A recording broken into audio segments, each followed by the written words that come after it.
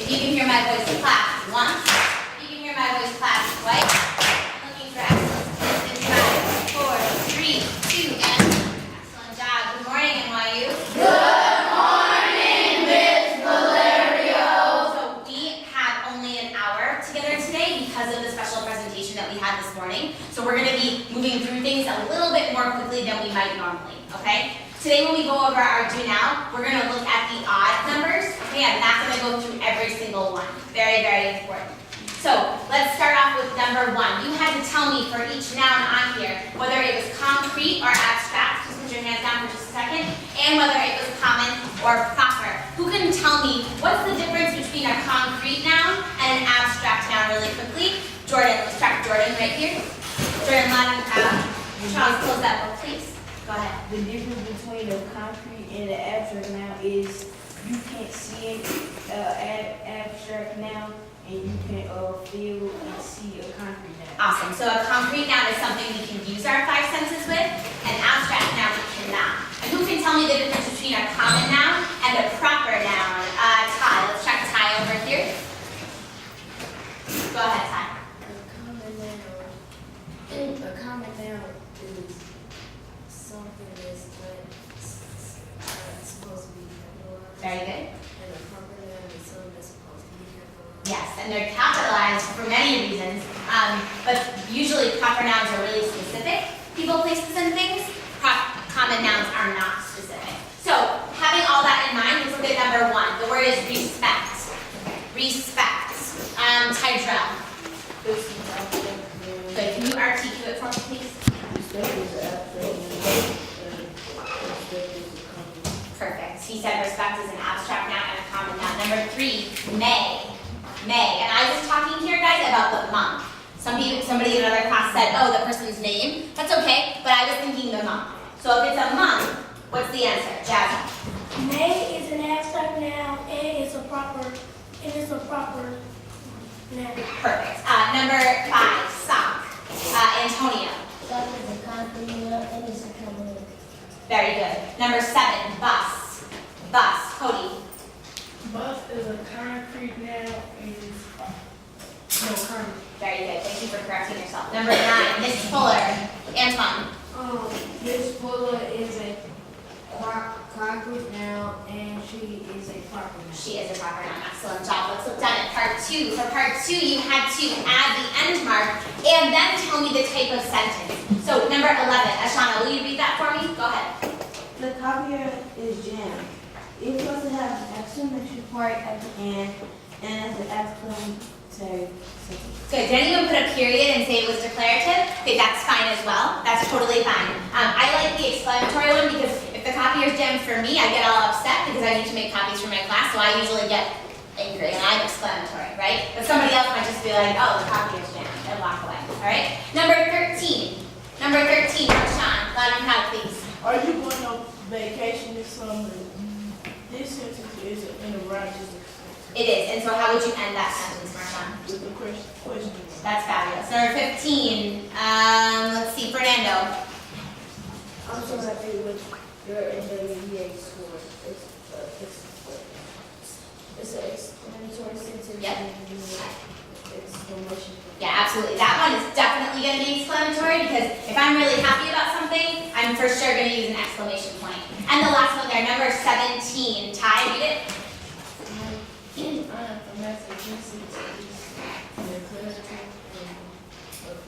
Very good. Awesome. All right, guys, we're going to skip number 3 because we don't have time. So listen carefully for the instructions. I love that Taylor was going to slam. I need you there in 5, 4, 3, 2. We are going to put this do now, when I say go, and only when I say go, into our folders. And you are going to take out your notes from Monday. Now, I realize that there are people that were not here. I have notes for you, so please don't panic, okay? The notes that we have from Monday will have, they say the date, they say Monday, January 7th on them. We did the do now, we just didn't do the packet, okay? So I need you to put this do now away and take that out. Go.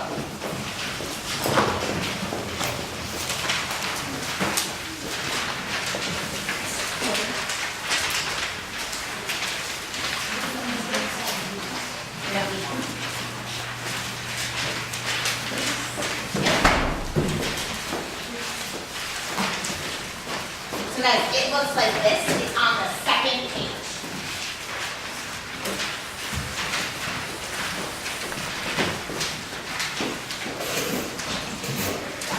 I need everybody there in 10, 9, 8, 7, 6, 5, 4, that's it, 3, 2, and raise your hand if you don't have a copy. Awesome job. Pat on the back.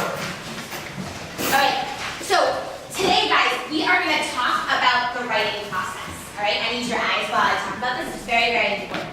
Now, some of you, Isaiah, might be thinking, we've actually talked about this before. We've talked about it maybe too much. And I am thinking that too, so I am with you. But here's the deal.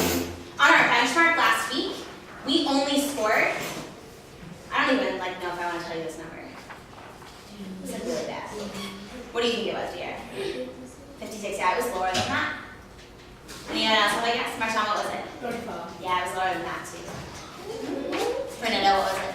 24? Yeah, it was lower than that. So, I know. So, second excellence in 5, 4, 3, 2.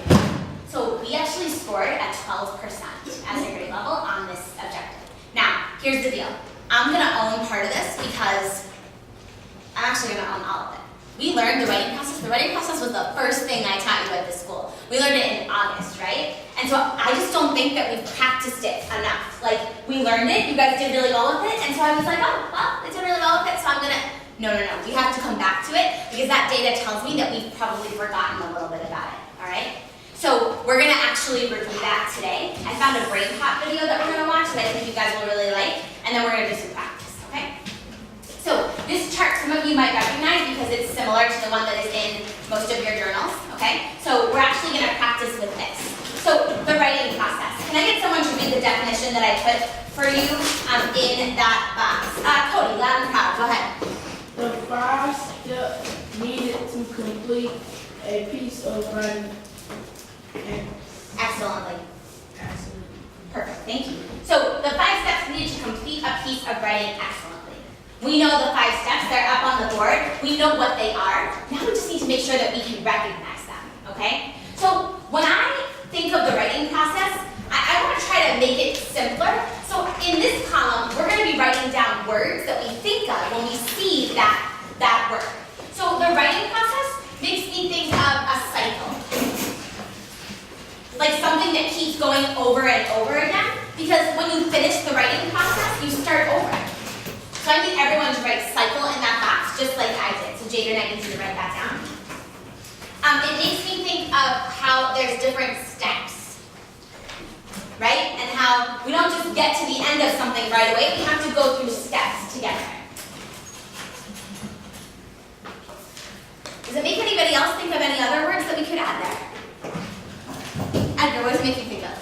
It makes me feel a bike because the wheels go over and over. Okay, yeah, so like a bike. Yeah, so if you want to get fancy and draw, we could draw a bike here. Oh, come on. You guys know I'm such a good artist. Here we go. There's my bike. Thanks, Jazza. Jazza's so socially intelligent. She just complimented my bike. What about words, though? Cody, do you think of another word? I was thinking of recycling bin sign. Oh, yeah, because that sign kind of looks like it. Great. All right. So the first step of the writing process, and the most important that we always talk about, we spend the most time on this step, is called gathering or pre-writing. Okay? Christian, can you read me this definition, please? Brainstorming ideas and thoughts for your writing. Awesome. Brainstorming ideas and thoughts for your writing. So what sort of words come to mind when you think about this step of the writing process? Marshawn? Thinking, absolutely. What else, dear? I'm sorry? A storm? Okay, so I like that. We said at the beginning of the year, like a storm of ideas. Like there's so many ideas. There's thunder, there's lightning, there's hail, there's rain. What else, Charles? Oh, you said what did I say? Oh, lightning. Okay. Let's think of the writing process, though, guys. Gathering and pre-writing. What other words do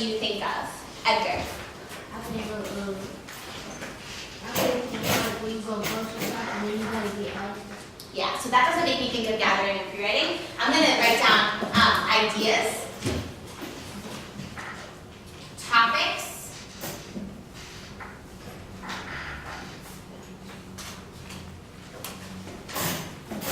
and I'm going to put class. Those are words that I think of when I think about gathering and pre-writing for writing. So the other 4 steps are drafting, revising, editing, and publishing. And what I'd like you to do is I'm going to play the brain pop video, okay? And while I'm playing that video, I want you to see if you can come up with 2 things for each step. I want you to see if you can come up with 2 words, at least 2 words. If you want to come up with more, that would be great, in each of these boxes that you think describe that step of the writing process. And then, if you want to push yourself even further, I want you to see if you can draw a picture in this last column. So I have pictures up here that I drew, and you guys might even remember some of the pictures that we've drawn at the beginning of the year, and you are more than welcome to draw those again, all right? So I'm going to play the brain pop video. Can I get someone to repeat the directions of what I want you to be working on while I play it? Let's see. Tydrell, can you explain to me what the directions are? Let's track Tydrell. Isaiah, I really want you to track him, but I really want to make sure that you know what we're doing right now. Cody, can I have your eyes over here? Thank you so much. Supposed to be doing like playing the video. Yep. We're supposed to do the 2 words for each step of the writing process. Yep. And it said we could do pictures. Yes. That's exactly right. All right? So, here we go. Our voices are off, but I want to see your pencils moving.